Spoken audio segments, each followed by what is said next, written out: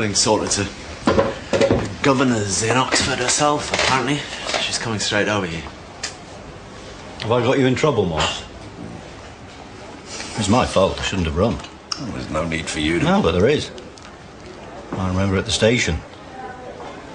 They'd left me alone for a while to give me time to think things over. You came in. I'd never seen you before. You brought me a cup of tea. Did I? Well, somebody must have told me to. I'd just been made sergeant. You said, we've run out of milk. Hope that's okay, Mr. Bennett. It stayed with me. 16 years. Kind thought in a nasty world. So...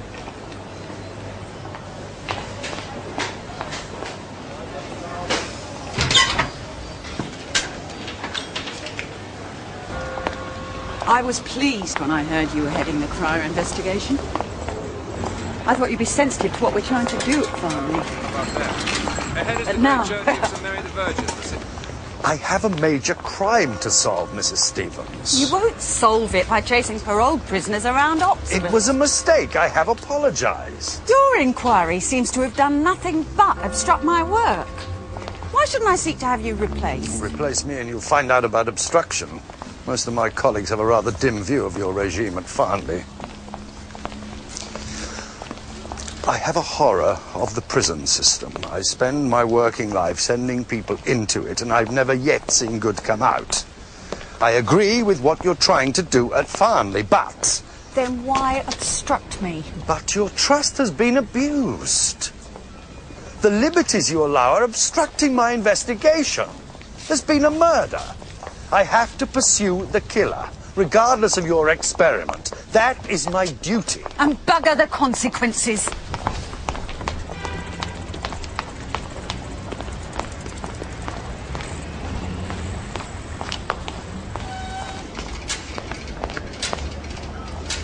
Now, can we please go to Emma Cryer's? You drive. Chocolates. I've even got us running errands for them now.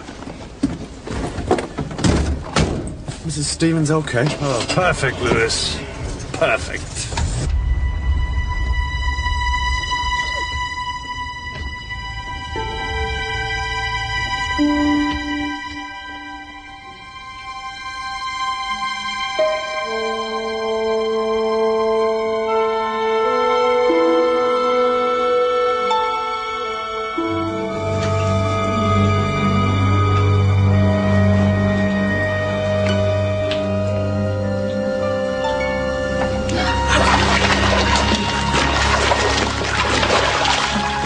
Bloody idiot, Peter.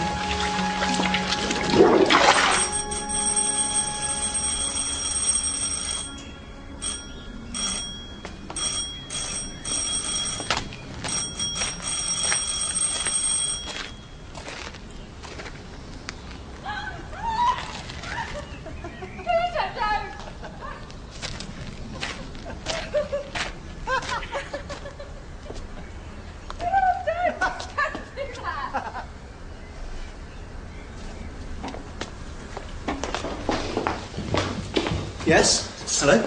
Please, I want to speak to Mrs. Cryer. It's not convenient. Mrs. Cryer? Inspector. Look, it's really not convenient. Last time we met, you were concerned as to when we might release your husband's body. I still am. Did he know about this relationship?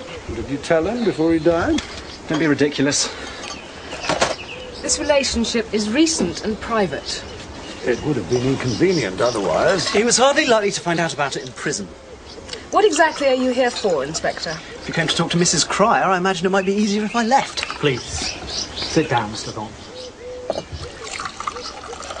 You disliked Lawrence Cryer, didn't you? You think he misled your father, don't you? Betrayed him. I never knew much about the business. I hardly knew Cryer. I hardly knew anything at all. I just believed my own father. Perhaps you'd like me to leave, Inspector. And what do you believe now? Now I know a little more. And now you're having a relationship with Mr. Cryer's wife. And he's conveniently died and left her everything. That's practically the basis for a charge. Rubbish. You can inspect the will if you like. There's nothing left of everything. I'm interested in what's been left out in the will. Why worry about what doesn't exist? You've visited Farnley Prison a few times, haven't you, recently? The 15th, the 17th, and the day Mr. Cryer died, the 21st. I was visiting my father. Who wouldn't talk to you? No. And Mr. Bailey. You also saw Mr. Bailey with Mrs. Cryer. What of it? We were friends. So you were a friend of Bailey, but hardly knew Lawrence Cryer, with whom your father had worked for 10 years or more. What did you talk to your friend Bailey about? I don't remember. Money. What money? And to your father? Did you talk to him about money? He's seen God. He'd give it all away. And that would be a problem. It's academic. He's got nothing to give away. Inspector, if you persist in not talking to me, I believe I have every right in asking you to leave. If you don't, I shall call the police. What does she want from you, Peter? You were pushing it a bit there, sir. Pushing it with that pair of hyenas. You've got no evidence at all about this money. What other explanation is there?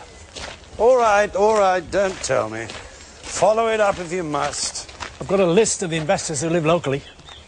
I'm not chauffeuring you around Oxfordshire while you interview impoverished pensioners. My car's at the station.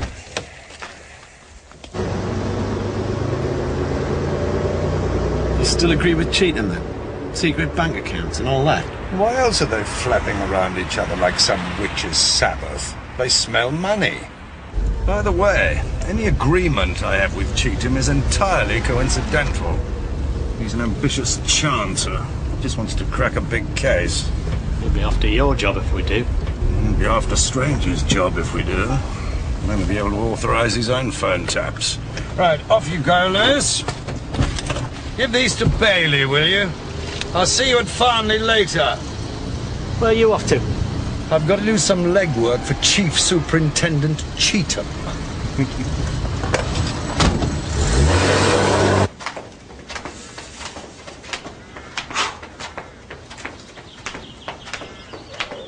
Afternoon. Keeping fit. I was just passing. I thought I'd see how you were. There's one thing puzzled me. You said you'd never been to the prison, but you used to go quite often, didn't you? I said I don't. Anymore. Every time I had to screw myself up to go. It got too much, honestly. Right. You think I should try this? Lose a bit of... Yes, you should. I think you should. Well, maybe not right now. What about a cup of tea?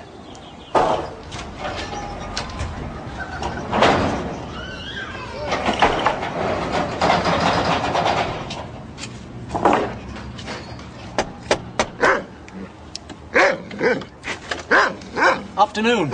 Sergeant Lewis, Thames Valley CID. You come back the door? No, Hang on a minute.